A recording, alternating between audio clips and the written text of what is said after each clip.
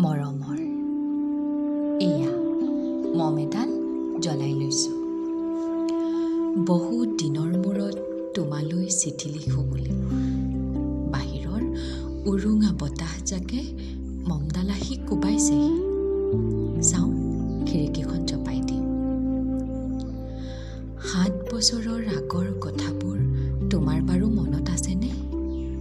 আমি যে নতুন জীৱনটোৰ পাতনি মেলিছিলোঁ। মোৰ গাত সেই অচিনাকি নিচা বাৰুকৈ লাগিছিল। সিদিনা আছিল কাতিৰ কুঁৱলীসনা এটা কোমল পুৱা। পদূলিত তলসৰা শেৱালিবোৰ উপচি আছিল। আৰু সন্ধিয়া মই তোমালোকৰ ঘৰলৈ নকৈ আহিবৰ দিনা আকাশৰ মেঘৰ মোহনাত হালধীয়া যোনটো নাওখন হৈ আমাক যে ৰিঙিয়াই মাতিছিল তৰাৰ দেখোঁলো।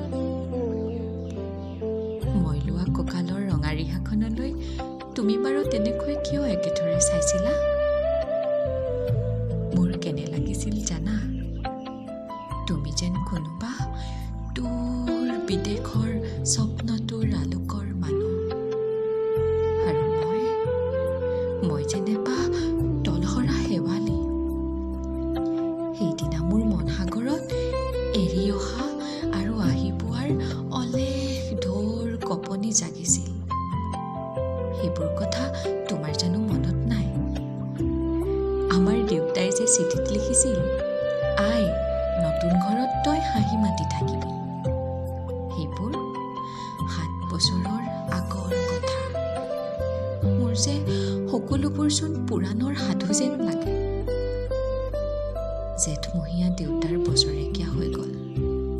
তোমাৰ বাপুল এতিয়া বৰটো হৈছে। তাৰ ওপৰ পাৰিত এধান মানি ডালিম গুটি যেন দাঁত অকণি খুজিছে। সি মোক একেবাৰে এৰিকে নিদিয়ে। কেতিয়াবা মোৰ যে ইমান খং উঠে। তুমি নাই নহয় সেইকাৰণে।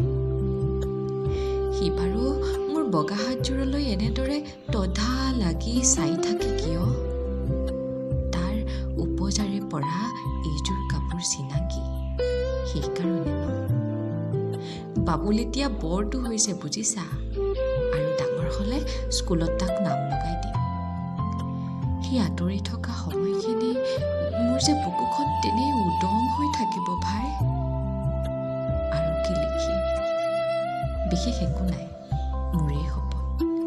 তুমি যিদিনা উলটি আহিবা মোক আগতীয়াকৈ জনাবলৈ নাপাহৰিবা দেই। মই ভোগদৈয়েদি ভটিয়াই গৈ বুঢ়া লুইতৰ বুকুৰ পৰা তোমাক ৰিঙিয়াই মাতিম। তুমি যিদিনা উলটি আহিবা মোক আগতীয়াকৈ জনাবলৈ নাপাহৰিবা দেই। মৰম লবা এটি তোমাৰ মমতা পুনম। এইবাৰ বুজিছা, মাঘৰ বিহুৰ মেজি জুইকুৰা বৰ ৰঙাকৈ জ্বলিছিল। আমাৰ আইতাৰ কলি ছাগলীজনীৰ 2টা পোৱালি জগিছে। এটা শুদ্ধ বগা